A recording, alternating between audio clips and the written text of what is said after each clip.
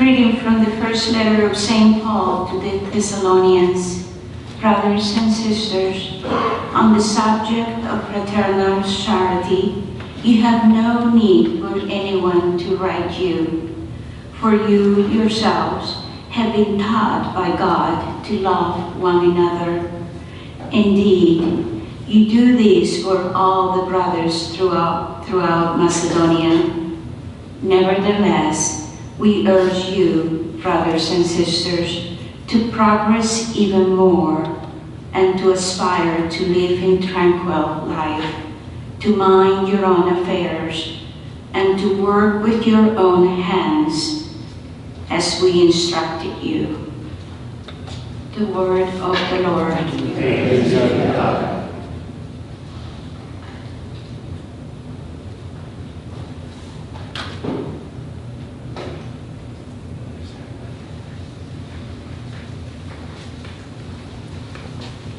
Responsorial Psalm. The Lord comes to rule the earth with justice. The Lord comes to rule the earth with justice. Sing to the Lord a new song, for he has done wondrous deeds. His right hand has won victory for him, his holy arm. The Lord comes to rule the earth with justice. Let the sea and what fills it resound, the world and those who dwell in it. Let the rivers clap their hands, and the mountains shout for joy. The Lord comes to rule the earth with justice. Before the Lord, for he comes to rule the earth. He will rule the world with justice, and the peoples with equity. The Lord comes to rule the earth with justice. Alleluia, alleluia. Alleluia. I give you a new commandment. Love one another as I have loved you.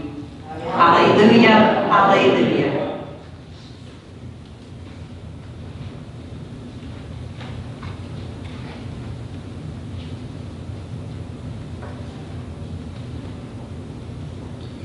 The Lord be with you. And with your spirit. A reading from the Holy Gospel according to Matthew. Glory to you, O Lord. Jesus told his disciples this parable. A man going on a journey called in his servants and entrusted his possessions to them. To one he gave 5 talents, to another 2, to a third 1, each according to his ability. Then he went away. Immediately, the one who received the 5 talents went out and traded with them and made another 5. Likewise, the one who received 2 made another 2. But the man who received 1 went off and dug a hole in the ground and buried the master's money. After a long time, the master of those servants came back and settled accounts with them. The one who had received 5 talents came forward, bringing the additional 5. He said, "Master, you gave me 5 talents. See, I have made 5 more." The master said to him, "Well done, my good and faithful servant. Since you were faithful in small matters, I will give you great responsibilities. Come, share your master's joy." And the one who had received 2 talents also came forward and said, "Master, you gave me 2 talents. See, I have made 2 more." And the master said to him, "Well done, my good and faithful servant. Since you were faithful in small matters, I will give you great responsibilities. Come, share your master's joy." And then the one who had received the 1 talent came forward and said, "Master, I knew you were a demanding person, harvesting where you did not plant and gathering where you did not scatter. So out of fear, I went out and buried your talent in the ground. Here it is back." The master said to him in reply, "You wicked, lazy servant. So you knew that I harvest where I did not plant, and gather where I did not scatter. Should you not have put my money in the bank, so that I could have got it back with interest on my return? Now then, take the talent from him and give it to the one with 10. For to everyone who has, more will be given, and that one will grow rich. But from the one who has not, even what that one has will be taken away. Throw this useless servant into the darkness outside, where there will be wailing and grinding of teeth." The Gospel of the Lord. Praise to you, Lord Jesus Christ.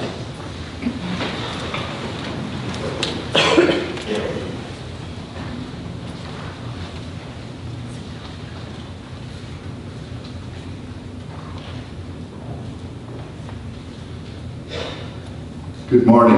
Good morning, Father. They keep telling me the microphone is fixed. So I must be jinxing it, because it just doesn't seem to work with me. I love microphones when they work. When they don't, they're a pain in the... Well, today, in the Gospel, we hear a somewhat familiar parable of Jesus about the person being given talents. And what I like about it is as the master gives the talents, we're told he gave them according to each one's ability. And that's so powerful, because all of us are able. All of us are able. All of us have different talents. I have my talents, you have yours. And they're different. And the point of the story is that God actually depends upon us using those talents for the kingdom to grow. God actually depends on us. That in itself, I believe, is an awesome thought. And that's why there is such great responsibility for the talents we have. We hear about the one with 5 who made 5 more, the one with 2 who made 2 more. And the one with 1 who buried what was given, brought it back safe and whole, but nothing else. And we're told the master was furious. And the master said, well, at least you could have put it in the bank, gotten some interest, and given it back to me, rather than doing nothing.